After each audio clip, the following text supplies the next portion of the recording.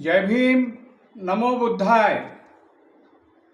मित्रहो, आपणास कल्पना आहे की आता उद्या परवा आपल्याला धम्मचक्र प्रवर्तन दिनानिमित्त आणि विशेषतः सम्राट अशोकाच्या दशमी, ज्याला अशोक विजयादशमी असं आपण उल्लेखतो, त्यानिमित्ताने आपणा सर्वांना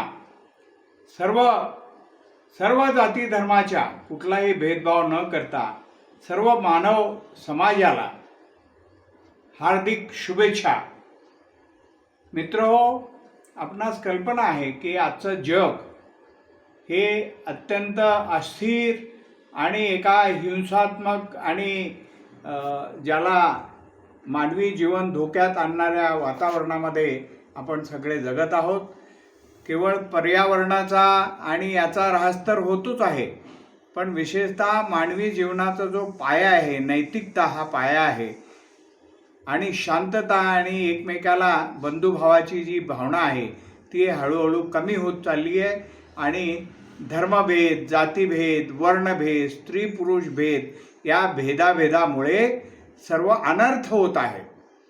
तेव्हा याच्यावरती अगदी समग्र उपाय ज्याला म्हणतो किंवा शांततेचा मार्ग देणारे सिद्धार्थ गौतम बुद्ध, ज्यांना बुद्धत्व प्राप्त झालं, अशा महामानवाचा मार्गदाता म्हणून आपण स्वीकार केला पाहिजे. आणि त्यांनी दाखवलेल्या मार्गावरनं जर आपण मार्गक्रमण केलं तर निश्चितच केवळ भारताला नव्हे तर संपूर्ण जगाला एक शांती, सुख, समाधान याचा लाभ होऊ शकतो, हे मी आपल्याला आग्रहपूर्वक सांगतो आहे.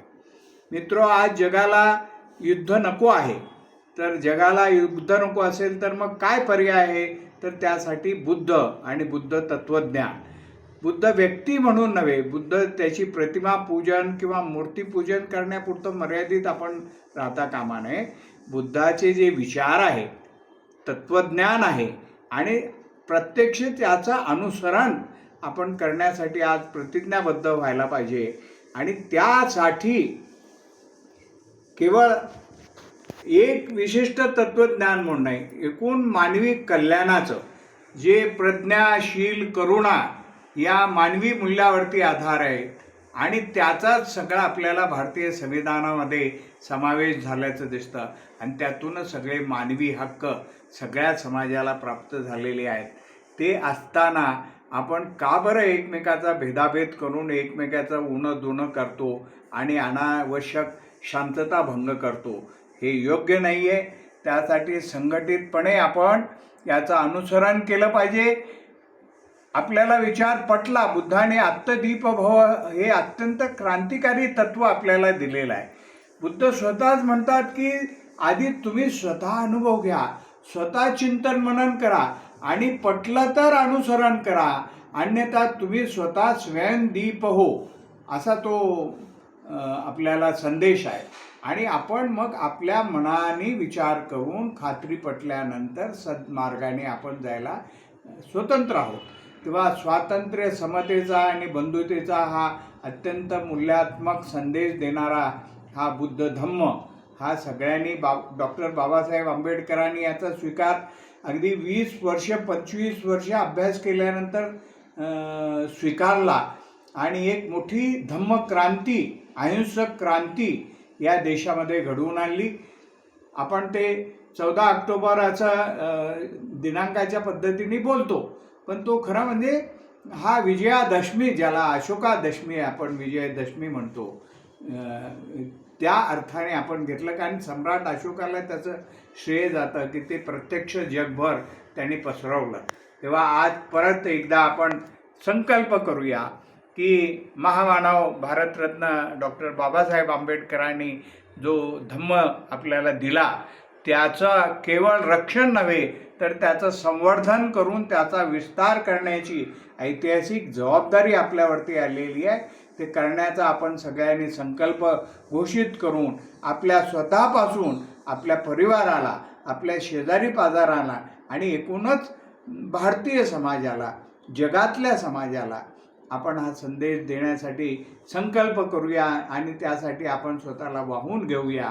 असं विनम्र आवाहन करतो. त्याचबरोबरीने इतर जे महामानव आपल्या जगात आणि विशेषतः भारतामध्ये झालेले आहेत, अशा महामानवांचा, महापुरुषांच्या विचाराचा एक प्रबोधनाचा अभियान, मोहीम, महापुरुषांची विचारधारा या टायटलखाली आम्ही सुरू केलेली आहे.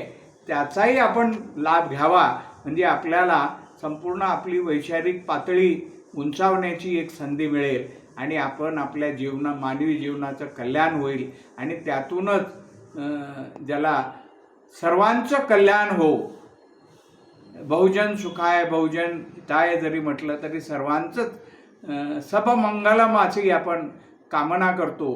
त्या दृष्टीने आपण सगळे एकत्र करूया आणि बंधुभाव जोपासूया आणि सर्व भेदभावाला छेद देऊन जाती निर्मूलन, अंधश्रद्धा निर्मूलन, व्यसनमुक्ती आंदोलन हे त्यातल्याच प्राथमिक टप्पे आहेत. त्याचा आपण जर प्रचार केला आणि त्यानुसार जर समाजाला एकदम निर्व्यसनी आणि गुणसंपन्न, सर्व गुणसंपन्न आणि नैतिक पाया असणारा असं जर मानवी जीवन आपण घडवलं तर मला वाटतं खऱ्या अर्थाने महामानव तथागत बुद्धाचं आणि बोधिसत्व बाबासाहेब आंबेडकरांचं आपण खऱ्या अर्थाने स्मरण केलं आणि आपण त्यांचे अनुयायी झालो असं समाधान आपल्याला मिळू शकेल.